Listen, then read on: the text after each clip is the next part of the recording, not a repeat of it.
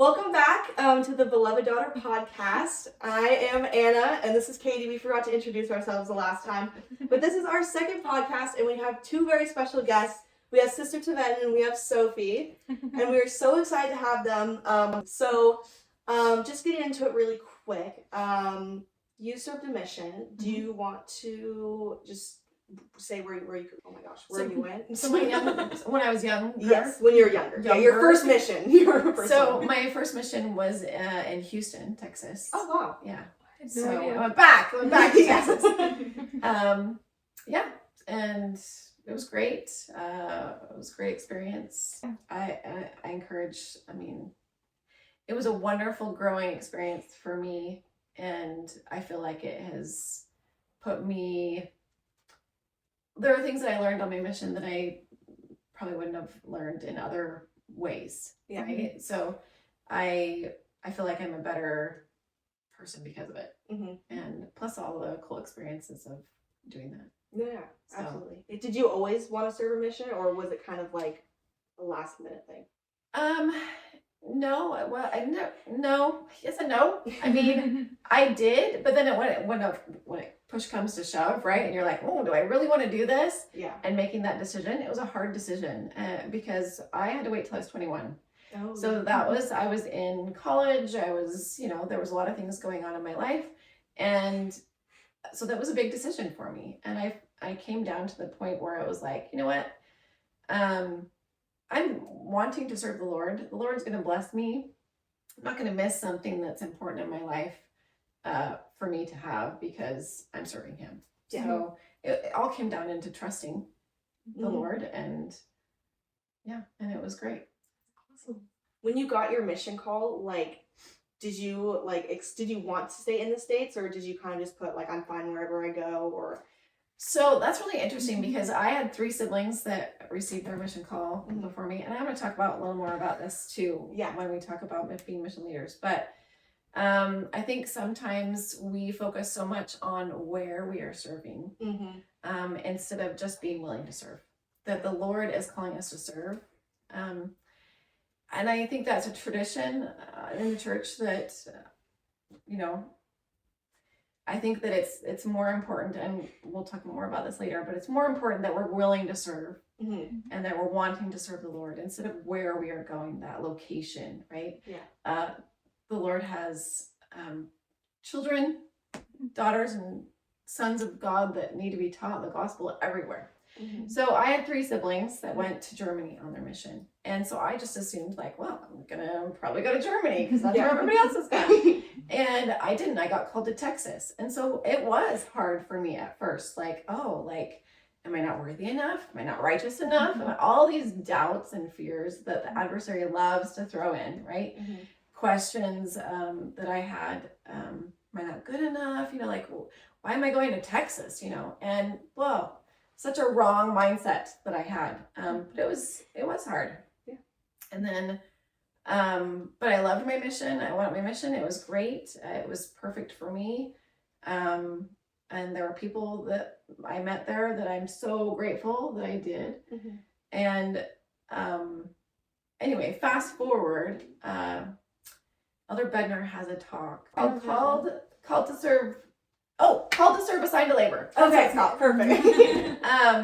Anyway, so he talks about how it's a great talk. I encourage everyone to go listen to it because he talks about how the Lord calls us to serve, right? That willingness to serve, being able and willing to serve, and we're assigned to a place. But it doesn't matter where that place is. Wherever we go, we're showing the Lord we're willing to do whatever He asks us to do, and that could mean Texas, that could mean wherever, right? Yeah. And that we just serve the people that are there and are willing to do that. So it's a great talk. Yeah. So I would encourage that. Absolutely. Sofie, you have been constantly surrounded by missionaries and stuff. So do you want to serve a mission or see yourself serving a mission any time in your life? Well, I mean, the missionaries would always ask me, like, where do you want to serve? Like, oh, are you going to serve a mission? And I mean, it was always like, well, of course I'm going to serve a mission, because, I mean, that's sort of like the thing. I mean, You're like, yeah, yeah, I mean, obviously, but I mean, seeing all of those missionaries and like asking them like why did you serve your mission? Why did you choose to serve your mission? And like the righteous desires and like the like genuine like wanting to be there is something that I want and like a reason why I would want to serve my mission, and I do. Yeah. Absolutely. And especially, you still got a couple years, but now the age limit has lowered to 18, which is crazy, and it's opening up so many opportunities for so many girls, and it's so cool. Do you think, like, obviously, because I know, like, a lot of friends were like, oh, like, go to college first, right? Because we have that year, like, especially if your birthday is a little bit later, right? But now it's like, was it kind of a switch up for you too? Because personally for me, I'm a huge planner. So like everything I had to plan out my entire life, which is not in, totally 100% I should be doing but did it change things for you? Like, did it change how you like see a mission? Did it feel like more real? Because sometimes it can feel very distant to us and be like, oh yeah, I'm going to do that. But like now it's kind of like setting into stone.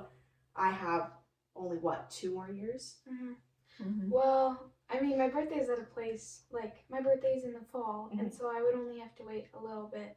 She's an old. And I'm an old sophomore, so I was thinking of just, like, spending the summer with my family, and then, going after I turn 19. And then, I mean, it didn't really change for me, but I still know that I really want to go. Yeah, that's awesome. I love the age has changed, right? Yeah. 18. But I think it's important to always make this, of course, like a matter of prayer, and because just because you can go at 18 doesn't mean that necessarily you should go at 18. Everybody's different, and sometimes the typical, this is what you do now, this is what you know, this is what you know, that's sometimes, well, a lot of times that just doesn't work for everybody, and it shouldn't. Like, that's why we have so many different opportunities, and now we have service missions as well, so there's just so many ways and times that we can serve, and so it's a matter of like what works for you, and making that a matter of prayer, and asking the Lord, and having those righteous desires, like she said. But anyway, just thought I'd throw that thought out there. Yeah, I love it. I actually had this thing where after my cousin got her paycheck lesson, she's like, it mentions my mission, and I was like, that's amazing. Mine does not. And I was just like, I wish it was just that easy, because I kept thinking, well, now I don't know. Like, it doesn't say you'll serve a mission, or that you should serve a mission. It just didn't say anything about that. And I was thinking, like, why couldn't it be easier? Why couldn't it just say you're going to? And it was something that I prayed about, and I'm like, I feel like I'm gonna. That's why we have faith. Yeah, exactly. But mine mentioned something about serving, being willing to serve when the calls come. And once they changed the age, I realized that was kind of God's answer, saying, well, now it's earlier than you thought. It's coming earlier. Like, are you willing to serve now that it's earlier?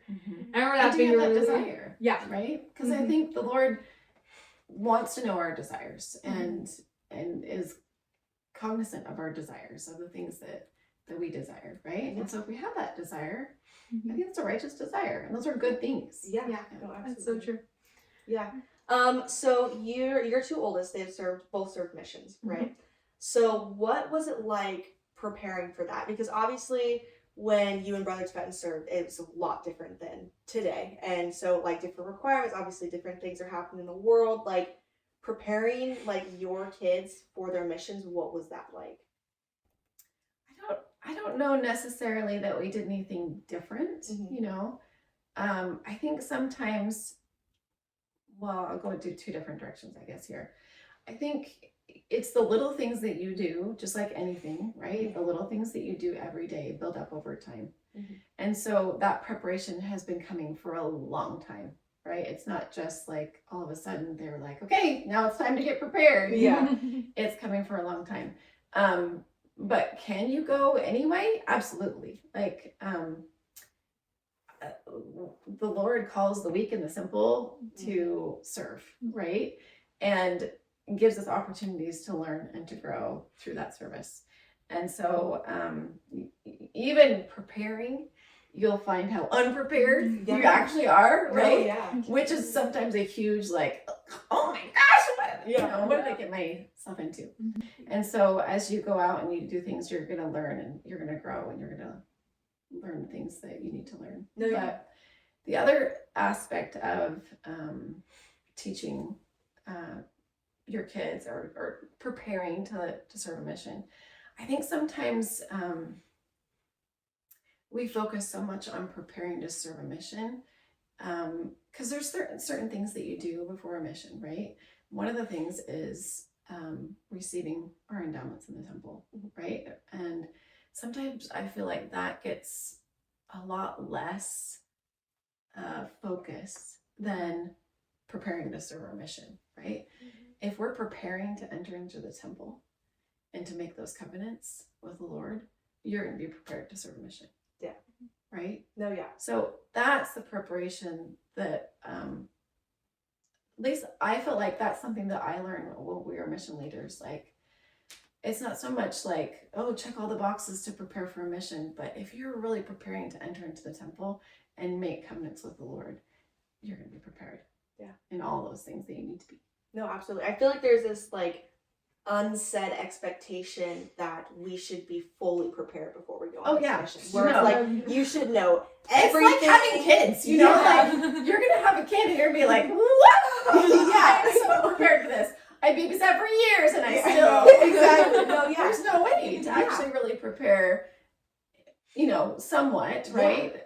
Until you're actually doing it. No, right? yeah. Like, you can read about it all you want, but until you actually go and do, then it's a different. I feel like you just like when you're on your mission, you fully become prepared. Like you learn as you go. Like it's like, you know, your summary teachers and your, you know, like class teachers, all that type of stuff can teach you as much as they can. But it's really by the experience. Yeah. No, absolutely. And you'll discover this too. Like you'll start at the beginning of your mission, at the end of your mission, you're like, wow, I wish I had known all this stuff at the beginning of a mission. I would have been such a better missionary. Well, you had to learn all of those things going through your mission. Like you had experiences that taught you all those things.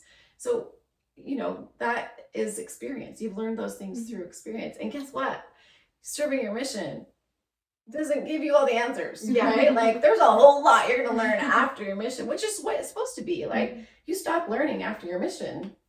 That's not what the Lord had intended, right? So you continue to learn and grow and relearn the same things that you learned in your mission. I always love the, I can't remember which talk it's from, but they say that God doesn't call the qualified, he qualifies the called. And I think that that's so good to understand because like you said, you changed so much during your mission. I mean, I haven't gone on a mission, but I know from seeing my brother and stuff that he's changed so much and that you grow so much and that God teaches you so much because, you know, you're really learning line upon line. And that's the same thing with your mission. You're just kind of going and you're learning. And I think that's so cool because I think that if you let God change you during your mission, you can change a whole lot and grow a lot. I think it's just it's like an incubator, right? It's a little more intense. Yeah. Because that's what you're solely focused on. Well, I feel like it's sort of like a class you take for like 2 years or a year and a half that prepares you for the rest of your life. So, you don't have that tag anymore, so you're not like going across lighting every day, but you still teach people every day. Yeah, absolutely. You definitely take those like habits you learned on your mission into your everyday life afterwards. Which is, it's so interesting watching missionaries come out of that because it is such an intense switch, right? Going back from like the missionary schedule to I have all this free time, like, and they really have to start making those decisions where it's like, how can I, you know, and they're always so willing to continue to serve when they come back. Like I've never seen, like personally, I've never seen a missionary be like, oh, thank goodness, like I'm gonna sleep in the rest of my life, you know. But like they're like still like even when Gunnar came back, he still had his missionary bag, and I loved seeing that. And he would talk to literally every person before church started. And I thought it was so cool. I'm like, you think he would just like want a little bit of a break, but no, he was like back into it, which I thought was so cool. Yeah. And kind of going off of that, like both of your siblings have served missions. And what has that like been for you? Like for you watching them, like, and especially when they were on their missions and when you could talk to them, like listening to their experiences and their stories and like their testimony, how has that affected you and your building your faith in, you know, the gospel and then your foundation for a mission? Well, I feel like, so like, we'll call them and we'll be like, so what did you do this week? And they're like, well, I taught this friend and we did this and we did this. And like, she's in a wheelchair, and so we like walked her to church. And it's just like they're having like such cool experiences that like nobody else has. Like I can't think of any other thing in like even any other church that has something like this. And I feel like learning from what my siblings have done is just, it's so cool because you can see the change because you know them before and you know that they're like annoying and yeah. you know them as a sibling. Yeah. You know all their little pet peeves and like how annoying they can be, but then you see how much they're blessing people's lives and you're like, well, maybe they're not that bad. But yeah. No, yeah. So they served as mission presidents. I forgot to mention that. And so for 3 years. And where did you guys serve? We served in San Antonio, Texas. Okay. And were you guys expecting that call? No. No. It was completely like... It was out of the blue. Yeah. What was the process like? Because I know that we were very lucky to watch your house while you guys were gone. Well, we had a family council about when we received the call, and we gathered the kids together. Well, because this is the thing too. No, so we had one like how many months before? Like a month maybe before. And when we told you guys about Inga. And she told us about Inga, and so we had another one, and we're like, well, it must be like twins or something. You're like, oh, we forgot, there's another one. Family council. We don't like family council. I know, they were like, no more family council. The kids keep springing stuff on us, and we don't want any more family. Yeah, so we did have a family council, and we talked to them about our call, and we said, this is, I mean, the Lord has called us to go to San Antonio and to serve for 3 years. And this is going to be a huge sacrifice for you guys. And I really, truly feel like, I mean, it was such a huge sacrifice for them. More so, I think, than us. Because, and they literally had to like, I mean, there were a lot of tears. But there was a lot of like, I remember, I mean, the kids just put their arms around each other and were like, you know, if this is what the Lord wants us to do, then everything will be okay. Yeah. You know, and I just was so impressed that my kids would be willing to just, you're gonna make me cry, to just, you know, give up their friends, give up school, give up all of the things that they've been doing, move to a completely different state, different school, different people, and be willing to just do that because the Lord asked us to, which I think is awesome. Well, we didn't even we didn't even know like where we were getting called. Oh yeah, we didn't know at that point. So you just knew you were going on a mission. Yeah. Like we're going on a mission, surprise, and then you have to wait like 3 months, and so we opened the actual, because you get a call. We opened the actual call on Christmas, and then. And then we waited like 6 months and we moved, and so we got to meet the old mission presidents, and they're like, okay, there you go. Yeah. They gave us a tour of the house and then they left. And we left and we were like, okay, it's great. But so this was a family call. Like this was something that I really wanted that to be emphasized with my family. Like this is not just me and Dad. This is our whole family. We're doing this together. Yeah. Like we're in this all together, you know. I just like I'm wondering like what the thought process was. Were there times before both of you like left that you were just like, this isn't going to work out, and you really had to like pray and like really just give yourself fully to, you know? Yes. Yeah. Yeah. Yes, and during Yeah. and after, and yeah, I mean, absolutely. Because, I mean, even though, so when the Lord calls us to do something, often it isn't easy, right? And then in the middle of all that mess and hard, it's hard, and it's, you know, you're like, okay, how is this going to work out? It's not like we knew the end of the story, you know, and then I'm sure we're going to go into this, but then COVID happened too, right? So we got down there, we're just sort of getting situated, and then COVID hit, and Really, like, so that was a whole nother Yeah, it was like really ball fast. game, right? So I think, yeah, I mean, of course, like, you know, going through hard things is not really fun, you know, but that's part of having faith and trusting, and it's not easy, and Satan loves to throw doubt and fear and discouragement and all those you know, things at you, and get you to question, you know, why am I doing this, and what are we here for, and am I making a difference, you know? You know, all those things, right? All those questions. That's so true. Yeah, I was just wanted to ask, like, when you first got there, what did it like look like becoming mission presidents? And what was it like, you know, meeting the missionaries? And like for both of you, like, what was the schedule like right at the beginning? What did you do as mission president?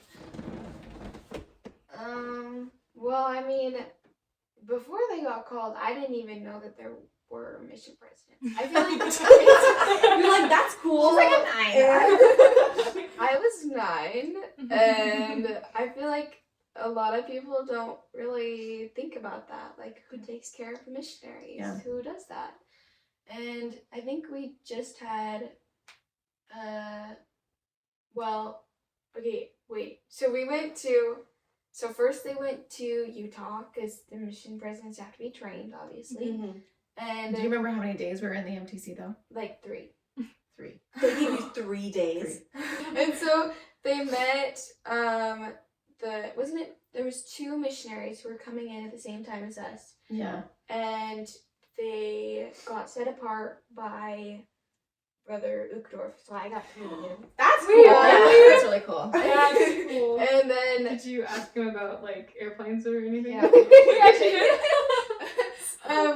And then we left to go to San Antonio. The mission president showed us around. They left, and then we had a zone conference, and we got to meet all the missionaries. Yeah. So we had all these zone conferences that were planned, so that we got to meet everybody within like a few days, right? So the first few days were just crazy busy, right? Because we're going to meet everybody, to meet all the missionaries. So during, I feel like almost every zone conference, we would try to do something like special for them.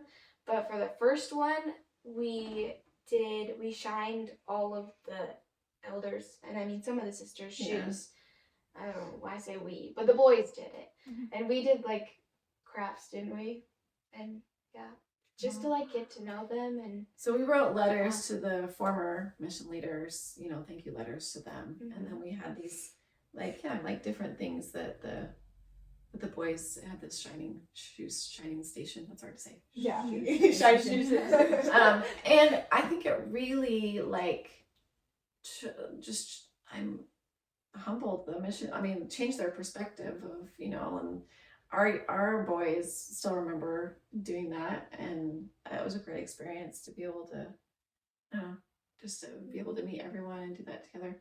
But this is a funny story too. When we were in the MTC and you got to meet the other missionaries who were going to your mission in the MTC, right? So we got to go and meet them for like, I don't know, an hour or 2. And so I was trying to make a good first impression, right? Yeah. So I bring cookies to this meeting. There's only 2 of them. And they were so cute and so sweet and just so wonderful. And so we came in with our whole crazy family. It was, I feel like it was more like a circus, like everywhere we went, because, you know, here we are. Just so many of us, and it was just sort of crazy, and definitely different than the mission leaders before us, because they were a retired couple. And, Oh, yeah. you know, they would, anyway, so it was very different, but that's how the Lord works. And anyway, so we went in, and I had made these cookies, and we were talking to them, and I was like, well, take some cookies, you know, for your roommates or whatever. Turns out the gal is allergic to what I can't remember, what is it? Was it peanut butter cookies they made? I can't even remember what I made, but he's diabetic and she was allergic. It was eggs. It was eggs. So neither one of them could like eat the cookies, and I was like, and it seems like such a little thing. Yeah. But I was like, I failed already. You're like, well, this is my first thing. I've already failed. You know, it just was. Yeah. So, you know, it's so silly sometimes. When I look back, I'm like, oh my goodness, that was such a silly thing. But at the time, it seemed big. So big. Yeah. You know, but they were so sweet and so great. So What did like your schedule, like if you could like just normal day as like a mission president, what does it look like? well, for me, it was a little bit different because I was I'm still doing all mom stuff, right? Yeah. And I had a baby, so I was doing a lot of different things than my husband was doing, right? And it depended on the week, whether it was like transfer week was crazy because we had missionaries coming and going and all this stuff. Zone conference weeks were crazy. Like pretty much every week was crazy. But you know, there was just different things. So like in the in-between weeks or days that we didn't have meetings and other things going on, we would be doing interviews with all the missionaries. You're supposed to interview all the missionaries every transfer cycle. Oh. So every 6 weeks, you know, you sit down and have an interview with missionaries. So I would try and do that as much as I could with my husband, but that's hard with a baby and anyway, going back and forth. And so sometimes I would like leave little notes for the missionaries or little treats or something, just so they knew that I was thinking about them, and I wanted them to know, like, hey, you know, I'm thinking of you too. You know? So, so it was busy. Like every day I always had something, you know, there was always a meeting or interviews or something. Or we were speaking, or state conferences, right? We were speaking, you know, a lot when those were happening almost every weekend. Yeah, So we were like always going down to like Del Rio or Austin or. It was a lot of random traveling. places. it was a lot of traveling, and my poor husband sometimes did that on his own. Oh my god. Sometimes we would travel together and take everybody and make it kind of like a family vacation. Do you remember that time where you fell asleep and I had like my whole thing of markers? Yes. And I colored your entire arm. Like tattoos all over my arm because she'd just been drawing on it the whole drive. Like it was a 3-hour drive, and so she was drawing on my whole arm, and then I was like, "We have to go meet the missionaries." Like trying to scrub this off. Yeah, it's like 100 degrees outside. I can't wear a sweater. That was funny. Oh, man. Like I said, it was kind of a circus. I love that. I think the missionaries like identified with like, hey, this is a real family. Yeah, right? it's something they can relate to more than not saying that they couldn't relate to the past ones, but like no, it's something they're more used to. Yeah. Like coming, like especially being young, they're just used to families and stuff, and so I bet it was nice to see some. I don't want to say normalcy, but like see like the family. And we would talk about, you know, like you're part of we're a mission family, right? You're part of our family. Yeah. And it was great.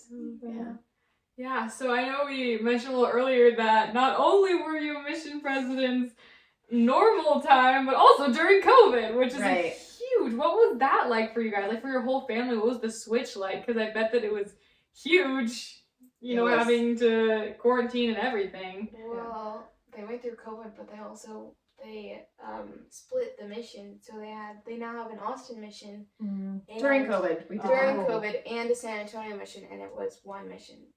Yeah, so it was all one mission when we started, and then the plan was after we were there for a year to make the Austin mission, and so they took you know half of our missionaries and made Austin mission and took from other missions, you know, an Austin mission.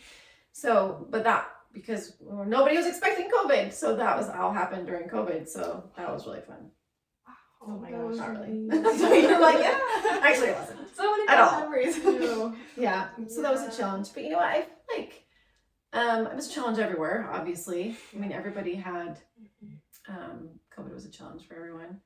But you know, every mission is going to have its challenges, right? You're going to have natural disasters. You're going to have government problems. You're going to have, you know, unrest of some kind. Like there's always challenges.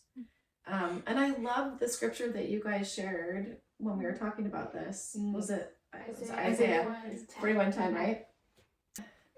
This was actually one of the scriptures that when all this was going down and it was big and scary and we didn't know what it was going to look like and we didn't know what was going to happen and there's just a lot of unknowns, right? A lot of fear, a lot of doubt. And so this was one of the scriptures that I was actually talking to one of the missionaries, and I'll talk about this later, but I love this thing. But it's in this booklet, this Adjusting a Missionary Life booklet. And I found it one day and I was like, oh my goodness, this is exactly what I needed. And so this kind of became my mantra for a while, going through all this. But it says, fear thou not, for I am with thee. Be not dismayed, for I am thy God. I will strengthen thee. Yea, I will help thee. Yea, I will uphold thee with the right hand of my righteousness. So many cool promises in that verse. It doesn't say it's going to go away. It doesn't say it's going to get better. Yeah. It doesn't say I'll make it just disappear, whatever, you know, right? It's like, yeah, this is going to be tough, but don't worry. Like, I'm going to help you. I'm going to strengthen you. I'm going to encourage you. Because even though it's going to be really tough, like, you know, I'm there with you. Yeah. And you can do anything with the Lord, right? So that became a huge scripture for me. So I loved that you had that on your list. I was like, oh, it's my scripture. Yes. Yes. I love that so much. I know, obviously, Sofie, when you were very young, because I remember, because I was very young too, and we're all the same age. Yeah. And, I'm like, I don't really remember a whole lot of living at your guys' house, but, you know, as you've gotten older, have you had any experiences where you really had to trust God, and or just when you felt comforted when you were going through a hard time, or when you just felt like God was telling you, like, don't fear, I'm here with you? I mean, honestly, moving there, but then also moving back was really scary because I had friends, but like I haven't talked to them in like 3 years. The ward boundaries changed, and like I just I sort of didn't want to after a while, because like I don't really like change, and I mean you're there for 3 years and then I don't know. No, friends. It's like you left a life, then you rebuilt one, and then you have to move back to the old one. You barely remember.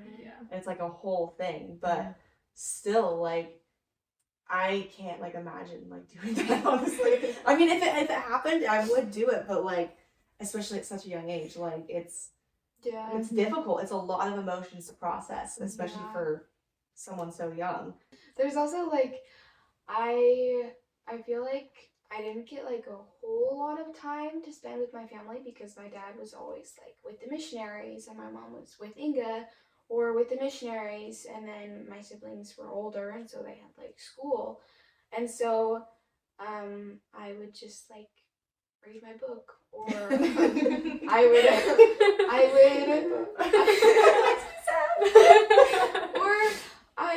I would talk to the sister missionaries, or I got driven home a couple times by the missionaries because nobody could pick me up, or I would help set the table when we had the missionaries over, because like when they leave we have them over for dinner, and it was like incorporated into your life, like constantly being surrounded by that.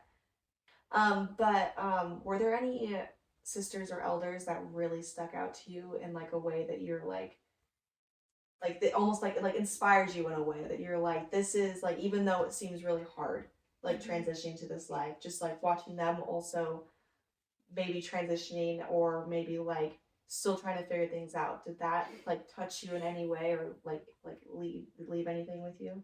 Well, I feel like because they're not like above 30, I feel like I could like, I don't know what the word is, but like I could identify with them because I mean I was like 12 when I left, right? And so I mean 12 and like 18 through 21 people. Yeah. And I mean it's not that big of an age difference, but there's like I really admired obviously the sister missionaries who were in our ward because I got to see them every week.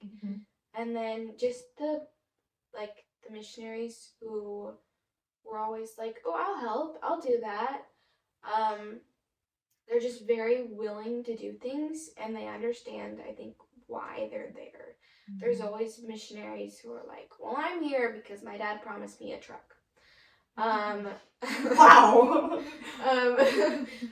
But I think just the sweet sister missionaries who will like talk to you just because you're over there sitting in the corner reading your book.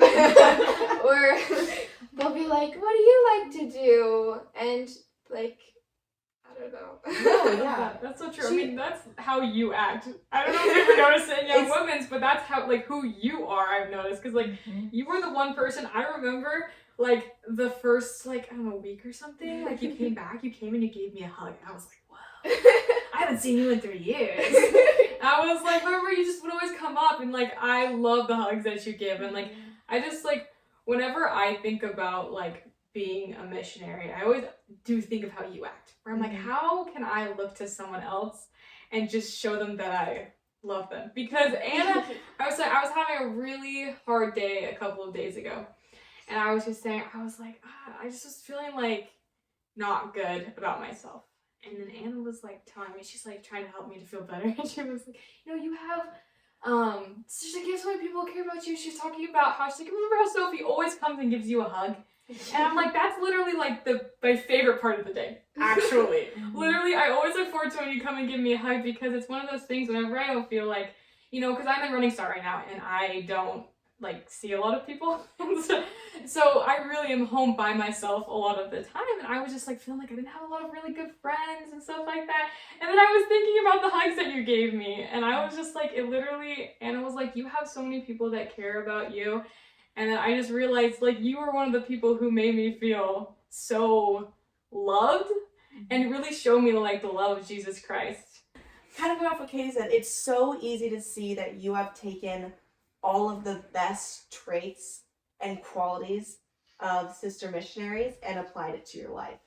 Like, every time, like Katie said, like, when I, like, get to talk to you and when I see you interacting with not just our Young Women's group, but with everyone, it is like so easy just to see that she's just like a sister missionary. She's just waiting for the official name tag at this point. It's like you already have all of the qualities. Exactly. It's just like, there. It doesn't have to be. It's like when you like, it's so just incredible just to watch you, especially at such a young age. Like, you're still like, you're in the midst of high school, and it is just incredible to see like your light shine so brightly at such a young age. And I think, like, obviously you probably still would have had this even if you guys didn't get called on the mission, but I think that the mission just really impacted, and just having all of those great examples around you like helped you like become this young woman who was just so incredibly special, and we are just so incredibly grateful. Well, I think that also just shows like whether you're a missionary or not, right? Like letting your light shine, having the influence on other people. We're always having influence on other people, whether we think we are or not, right? And so just, I mean, what did the Lord do? He went about doing good, right? And loving people. And that's the basis of a missionary work. That's it. Yeah. You know, it's loving people and going about doing good and then teaching them that that's what Christ taught. Yeah. Right? So a lot of people ask, like, I mean, yeah, COVID was hard, but like, oh, how did you do missionary work during COVID? Well, you know what? It's an amazing thing. The Lord knows right? Yeah. God's aware. It didn't catch him by surprise. And was missionary work still going on? Absolutely. Yeah. Yeah, we were still doing missionary work, and the Lord made it possible. So that scripture, I know it's like the first one that we memorized, right? First Nephi 3:7, right? I'll go and do the things which the Lord had commanded. For I know that Lord giveth no commandments, and it's commandment to go and spread the gospel throughout the world, right? Save ye shall prepare a way for them that they may accomplish the thing that's been commanded them. The Lord does, right? He figures it still went forward. You know, missionary work still happened. People were still getting taught. People were coming to the missionaries. So that still happens. It's still the Lord's in charge. Yeah. That's so true. I think something I really like is, you know, like I was saying, it was still going, especially like in your own, because, you know, we were stuck at home. So if you were wanting to be a missionary, it could be an example to, like, I know it was the first time, like, you know, our family, we were together, like, you know, all the time. And I think I realized that, like, you know, you could be a missionary just in your family and just in your circle of people. And I actually, I had this necklace, and it had the church logo on it. So it had what's actually, I have it right there. Jesus Christ, after he was resurrected. And my mom got it for me, and I remember wearing it because I was like, oh, I didn't really want, like, I think crosses are cool. I just didn't really want a cross. And so I was like, well, I want something else. Kind of, you know, represents our church a little bit more, and, you know, how we focus on the resurrection. And so when I got it, I started wearing it, and then I was thinking, you know, like, if people saw my necklace, like, a lot of people noticed it, because it was kind of big, but they would notice it, and I realized, like, if they saw how I was acting and they looked at my necklace, what would they think about Jesus Christ? And I keep thinking about how, like, we always say when you have the name tag, we always talk about the name tag, but then, like, every week when we take the sacrament, we promise to take the name of the Lord on us. Absolutely. And so really you have that with you always. And so like just being a missionary to those around you is so important, because, you know, we are examples of Jesus Christ. We promise to be examples. And, you know, we're not going to be perfect, but if we're trying, then people notice that. Like, I had someone come up to me and she was like, why are you so happy all the time? And I said, oh, I don't really know. But I was thinking in my head, well, because of the gospel that I have, because of Jesus Christ. And, like, I think when you just are trying to be like Jesus Christ, just doing the reading your scriptures, just trying to come closer to the Savior, that people notice that because you have this light. Even if you're trying and not perfect, which no one is, people still notice. You know, I think that was a fun thing about being in Texas, because Texans are, I guess in the South, so happy. They're happy, and they have no problem, like, telling you what they're thinking. Yeah.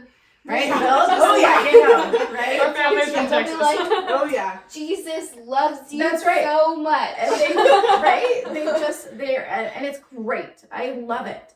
And in fact, I don't know, when we first moved there, we got so many, like, I think the first question people are asked would be like, do you have a church family you're going to? Do you have a church family? You know, and I was like, I kept thinking about that question. I was like, that's amazing. That's a great question to ask. Like, yes, I do, but thank you for asking me, right? That just made me feel good. And I just, you know, I think we could be more like that, of like, yeah, share what's going on in your mind instead of just thinking it. Like, you know, Jesus loves you, right? Or do you have a church family? Like, let me be part of your church family, you know? Or they're really good at letting their love for Christ shine. No, absolutely. So much. And one of the questions I texted you, I'm just gonna read it because I was forgetting it. I just said, what did you have to learn in order to help the sister missionaries, and what advice did you give them when they were going through difficulties? So we talked a little bit about hard times already, but I mean, I guess it depends on, like, there were a lot of hard things as a missionary. You go through hard things. Yeah. And so I guess it depends on what they were struggling with at the time. So one of the big ones that missionaries struggle with is if I'm making a difference. Am I making any difference being here, you know?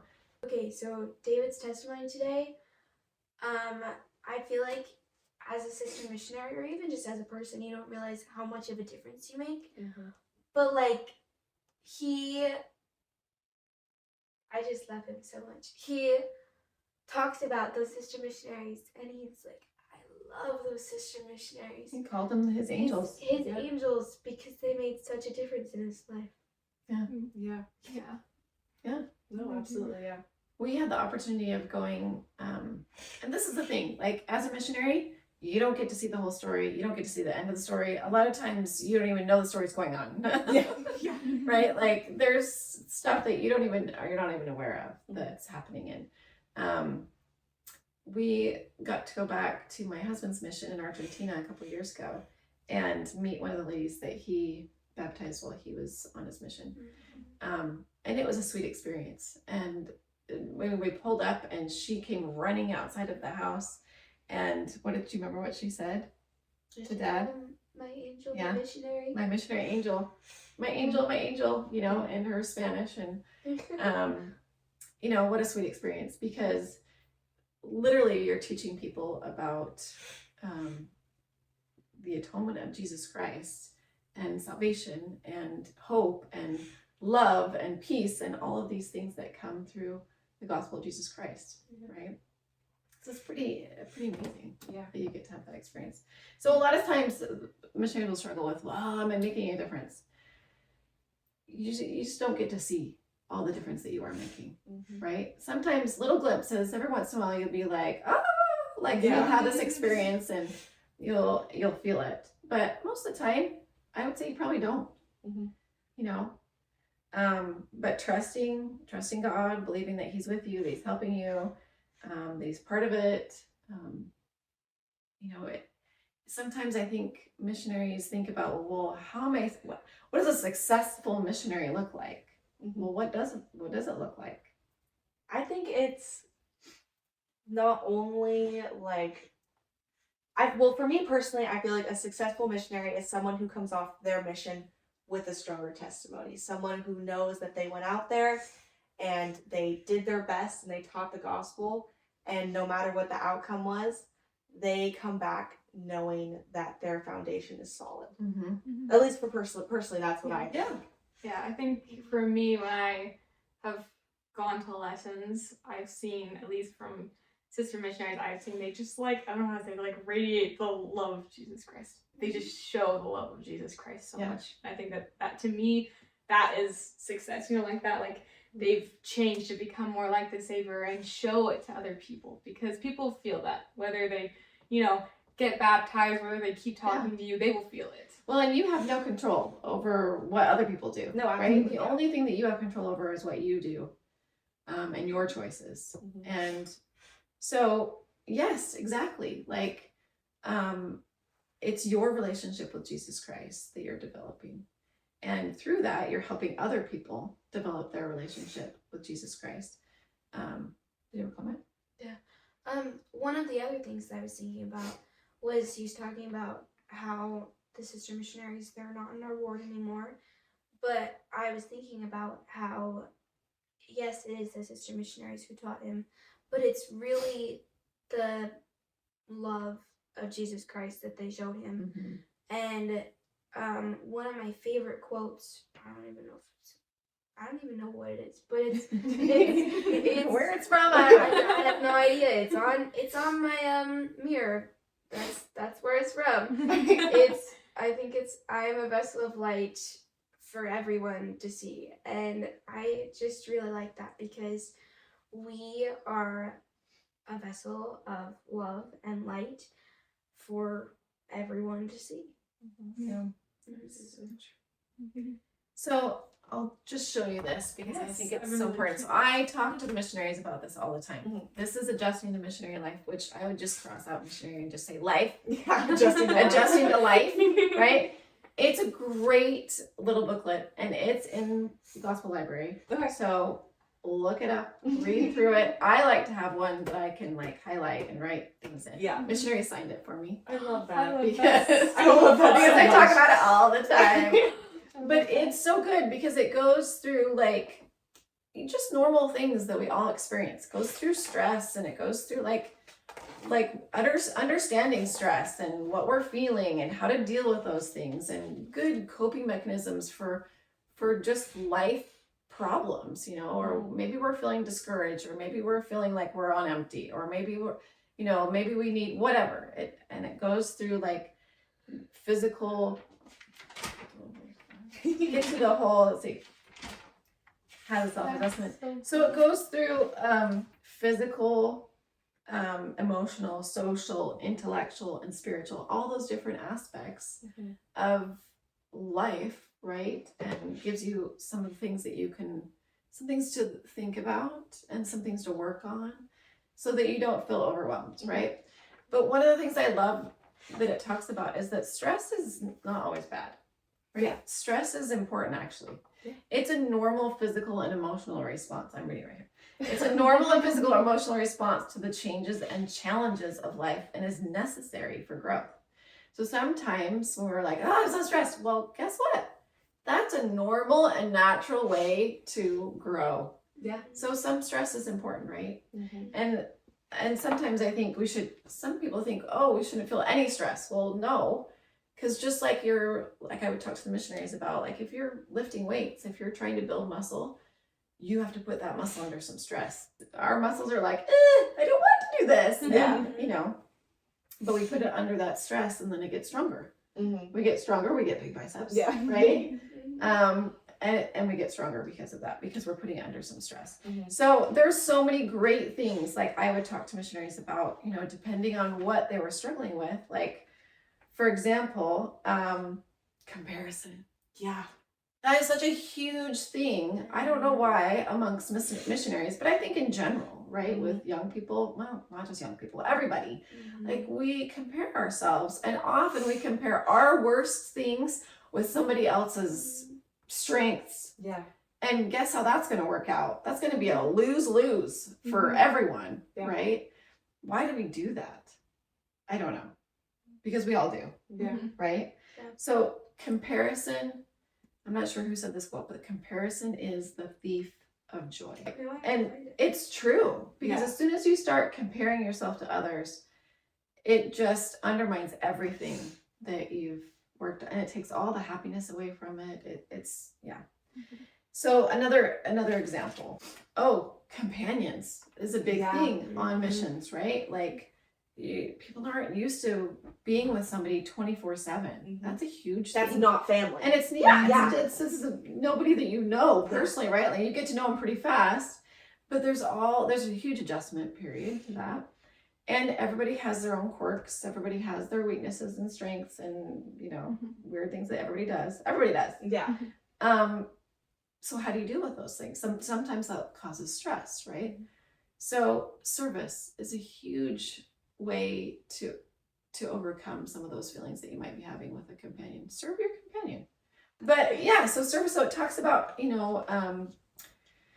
communication and like what are positive ways to communicate to each other, and what are not good ways to communicate, like what creates people to like build walls versus having an open communication. Did you I mean, at least for Gunnar, he had one companion that he's fluent in Tagalog, his companion, because he's from the Philippines. Yeah. So it's a lot easier because there's not a language barrier, and Gunnar was still really learning. And so one thing that he really loved that he did is he put sticky notes everywhere. And so we put one on the ceiling, and it was the word for ceiling. And so now we can see it everywhere. Yeah. And so I feel like when your companion is trying to help you and they're that they're there for you, it's very helpful. And then there's my dad's companion, who, I mean, different times, but he's been on his mission for a long time, his companion, and he would not speak English to him.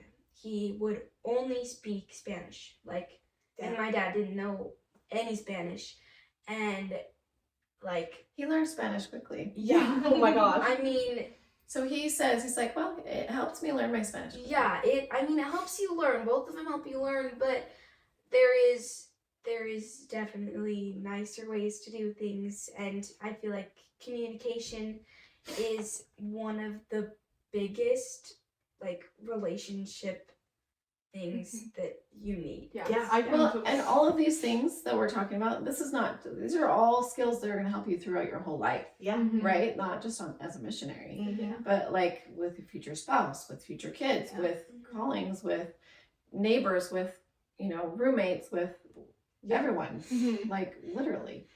So another thing is negative thoughts. Oh yeah. So sometimes that happens a lot, right? We get discouraged. We get distracted. We have negative thoughts like, oh, I can't do this, or oh, I'm so bad at this. Mhm. I mean, so when we have those negative thoughts come in, like I can't do this, then we have to think like, where are those thoughts coming from? Because that's not God telling me that I can't do this. Like, you look at the scriptures, God's always like, you can do this, you can do it, Yeah. I think I can. I think I can. Like, I mean, God is our number one cheerleader. So those thoughts aren't coming from God, right? And so we have to try and change those negative thoughts into, okay, so maybe I'm not very good at this now, but look how far I've come. And I've learned so much, right? Yeah. So be positive. Sometimes we're so hard on ourselves. We would never treat somebody else like that. No, yeah. Or say some of the things that we tell ourselves. Yeah. We would never say that to somebody else. But yeah, it's okay to say that to yourself. And you know what? You believe it. You believe what your brain tells you. And you get to choose what your brain tells you. Yeah. So you put thoughts into it that you're like, absolutely not. I am good at this. I can do this, So change that narrative to a positive. Yeah. So anyway, those are just a few examples. Absolutely. But there's a lot of really great things in them. I am really wanting to read that now. I know, I'm I was like- like, there's a lot of stuff I can Yeah, right. That's in there. For real. So good. That is so true. I feel like that was something where I was telling a couple days ago I wasn't really feeling super good, and I was telling Anna I just was not feeling good about myself. Because I just realized I kind of come to a place where I really didn't like myself. And I just kept like judging myself about a bunch of stuff. And I was just telling Anna, it started off as I always like start conversations. I'm like, I'm doing good because I cry really easily. And I just started, I'm like, I try to break it down. Yes. I do my best And to break I was it like, down. I was sitting there and I'm like, you know what? I'm doing so good. I'm just telling her how I'm feeling. I'm not crying. And then Anna was just like, just tell me everything. And then the waterworks. I was like, I mean, like, because when, obviously when Katie's like, hey, can I talk? I'm like, this is something big. Like, yeah. and so it's like, I feel like for me, because this is how I like it, I like when we get down to the deep personal why. Like, obviously, you can ask someone how they're doing and they can give you surface level answers all they want, right? Yeah. But when you start being like when you start really digging in, when you start like, well, why are you feeling this? Well, do you think this is why you're feeling this? And it starts breaking them down.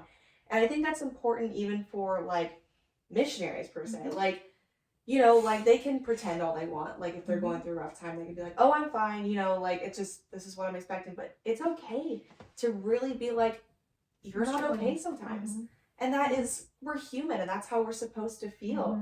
And especially going through such rough transitions of being in a new place. So you're meeting new people. Sometimes you have to learn new languages. Like you're fully on your own after you graduate sometimes. And sometimes you've never had that experience of being on your own. Yeah. It's a lot to process. It is a lot. And, it's a lot of faith to have.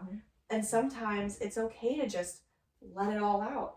It's fine to just, just really give yourself to the Lord. And even if you don't talk to like someone, like say I talk to Katie, like just talking to God and just being like, this is really hard for me. Like I know you're there, but I need you to like really give my heart reassurance that I'm going to be okay. And then he can lead you to talking to your mission presidents or maybe starting a conversation with your companion about it. But I just think it's so important for for future missionaries and maybe missionaries on their mission right now to be acceptant of their feelings at that moment and to let them know that it is okay to feel that. It is perfectly normal. I feel like one of the big things that I learned at FSY this year was prayer, and how it's not just like, we're thankful for this, well, we're thankful for that, please help me with this, please help me with that. And it's not really any of that. It's like you're having a conversation like you would with anybody. Mm-hmm. And I feel like that really changed my perspective on prayer. And one of the things that you notice about missionaries is they pray like All the time. all the yes. time. Yeah. And You really learn how to rely on the Lord. Yeah. Which is huge. like you pray when you get up, you pray when you eat breakfast, you pray when you get in the car. And one of the things that we would do is we would do the 4 o'clock stop, which is wherever you're at 4 o'clock, you stop and you pray. And then Our whole mission did. That's That's incredible. awesome. I've never heard of that before. In fact, because it was during COVID too. Yeah. So we invited the families, like they knew, like at 4 o'clock, your missionary is going to be praying, right? So we invited everybody's families too. Like, if you want to join with your missionary, and at 4 o'clock, set your timer and just know that join them in prayer, because everyone's going to be praying at that time. Just to be led by the Spirit and to know what God needs them to do. And so that was a cool thing. We would do that as a family too. I was I feel like one thing also that I've recently like learned is like sometimes when I pray, if I'm like feeling a certain way and I like don't even know how to talk about it, I'll just be like, "Dear Heavenly Father," and then I'll just like feel it. And I'll just be like, I won't even like say anything. I'll just sit there and be like, this is how I'm feeling. And I just, cause like I can't even put it into words. And I feel like sometimes that's a way of coming to God, with a broken heart and a contrite spirit. It's like there's no words. It's just, this is how I feel. Yeah. And I think, what we're talking about is I really found that, something I'm definitely gonna take with me on the mission is like I need to talk about things. And it's okay to talk about things. Absolutely. And it's like one thing is I talk a lot about how I feel with my family, but I have a really hard time communicating with other people and like telling them how I feel. If someone like hurt my feelings or something, I will just like stew on it and I'll just think about it. Like if I were to talk to them, this is what I would say. But then I remember talking to my dad about it. Like literally like having fights in my head. And I'm like, we'll never say it out loud. But then I realized I talked to my dad and he was like, he's like, sometimes the best way to be able to solve problems and to be able to feel better when you're having a really hard time is just to talk about it. If you're having a hard time with, a companion or a sibling or something like that, sometimes you have to talk about it and go into it by saying, this is how I'm feeling. I just want you to know. Not in like an angry way, but in a way that's just like, I think that sometimes open. Yeah. And which is actually very vulnerable. Yeah, That's hard to do. It is. Right? Because you're really opening yourself up to like, okay, this is how I'm feeling. Be nice. Yeah. Seriously. So it's very vulnerable. Yeah. But it's also great communication, because then it allows them to feel like, oh, I can open up too. And then we can have a real I conversation. feel like open up and it shows the other person that they can rely on you and you can rely on them. And like, A lot of trust. Yeah, too. you give a lot of trust. And in some of the best cases, you have like forever friends. And they're one of her companions when you were younger. She served in Houston. And So she was my MTC companion. Yeah. Oh, wow. That's so She cool. lives in. She lived in our mission in San Antonio. She lives in Yeah, the mission, and on the so we border. would go and see her, and it's just so cool because they're just like they're still really good friends, and it was just really cool to see. Like, wow, like that's what a good like relationship should look like with friends and stuff. I definitely feel like I've felt that sometimes the vessel with which God like shows his love is the person who listens. Yeah. And sometimes that's his way of being like, I'm gonna show you that I love you by giving you this person. Yeah, To I listen. love that. That's really great. And I think, I really It noticed reminds that. us to listen, Yeah. right? To really, Yeah. because that's another huge communication skill is listening.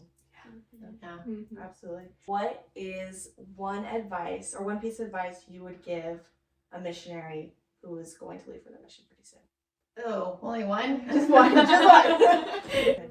I feel like the one like huge takeaway that I learned is that the Lord strengthens us through challenges. Ye shall not receive a witness until after the trial of your faith. And that's like one of my favorite things, and it always just pops in my head. I'm like, oh, okay. And yeah, I feel like challenges are such a big blessing. Not at the moment, but Yeah. Not during it. In the long run, they're Yeah. blessings. Yeah. Yeah. No, absolutely. One thing. I mean, there's so many things about the mission, about going on a mission that are so great, Mhm. right? But I would say, like, you are unique, uniquely you, Yeah. right? You are your own individual person, and that the Lord is calling and asking you to serve. And He doesn't want robots or clones or anything like that. Like, you have unique perspectives, you have unique experiences.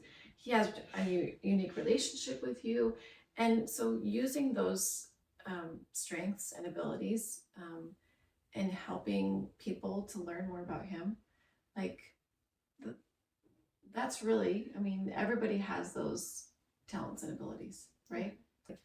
So it says, therefore, dearly beloved brethren, you can throw sisters in there too. Mhm. Let us cheerfully do all things that lie in our power. So as missionaries, you only have control of so many things, right? Yeah. And really, it's just your actions, the things that you do, the invitations that you give, those kinds of things. And then may we stand still with the utmost assurance to see the salvation of God and for His arm to be revealed. Mhm. So I guess it's just that trusting God. There's a lot of change, a lot of hard things about being on a mission. Sometimes when we hear these missionary reports, when they speak in sacrament meeting, you hear about all these amazing experiences. Well, that's over a long period of time. Mhm. And that's probably like the 5-minute highlight reel. Yeah. Right? Mhm. So a lot of times missionaries are like, well, this is so hard, so much harder than I thought. Mhm. And then you get these little blips of like, yay, like that was awesome, and then back to hard work, Mhm. right? So, but it's through both that you really learn about yourself and about the Lord. It's going through those really hard things, but it's also about those little blips of like glimpses of like miracles and awesome things, right? Yeah. But it's hard, it's messy, it's worth it. It's exciting, Yeah. it's wonderful. It doesn't matter where you're going to get called to. Mhm. I guess we're going to talk about that too, but it doesn't matter where you serve, just that your willingness to serve. So during COVID, we had so many missionaries that were reassigned from all over the world, right? In all different missions, reassigned to San Antonio. And that was hard. Yeah. That was a hard thing, right? We had all these missionaries who were having great experiences, all these other places, and then come to San Antonio, and the question is like, well, like, I'm not in my mission, or I haven't been called here, but actually you have, because you have been called to be a representative of the Lord, no matter where He sends you. Yeah. So some missionaries went to like 2, 3, 4 missions, right? They were bounced around different places, which was hard. That was a struggle, but it's wherever the Lord plants you, you bloom where you're planted, right? You serve where you are, you lift where you stand, all those things, because overall you're called to serve and not called to a place. Anyway, what were you saying? Sorry. In seminary we talked about belief and trust, right? And how there's a difference between the two, and you were talking about trust. And one of my favorite stories that Hank Smith shares is the one about the wheelbarrow and The going tightrope. across Niagara Falls and on the tightrope, and he's like, who believes that I can take the wheelbarrow across? And everybody was like, we know you can, blah blah blah. Cheering him on, yeah. And they were cheering him on, and then he was like, okay, so now who trusts me enough to get in the wheelbarrow? And nobody talks. And I feel like that's such a big point, is trust and belief. And so I feel like if we trust in God's plan and we trust in where we're going, and like that He called us and that we are missionaries during our mission and for our whole life, it will bless us. Yeah. Well, this is such a unique time, right? Like nowhere ever else in your life are you going to get that opportunity to just focus on, you don't have to worry about jobs, you don't have to worry about dating, you don't have to worry about college, you don't have to worry about anything else. You are solely focused on learning about the gospel, teaching others about the gospel, teaching yourself about the God, like learning all of these things, focusing on studying and understanding, and it's such a unique opportunity, right? That you won't get again. Yeah. Right. So it really truly is unique. I mean, even as mission leaders, like we had all these other things that we had to do besides, you know, be with the missionaries. We still had to do all this other stuff. So it really is a unique opportunity to be able to just focus on the Lord, and so it's really great. No, absolutely. Well, thank you so much, both of you, for coming on the podcast. We are so happy you got to come on. I feel like we It's could such talk a great forever. time. I know. I was like, this might be 2 hours long, but Yeah. again, thank you guys so much. We're so happy that you were here. Thank you for asking us. This is Yeah. really super fun. No, absolutely.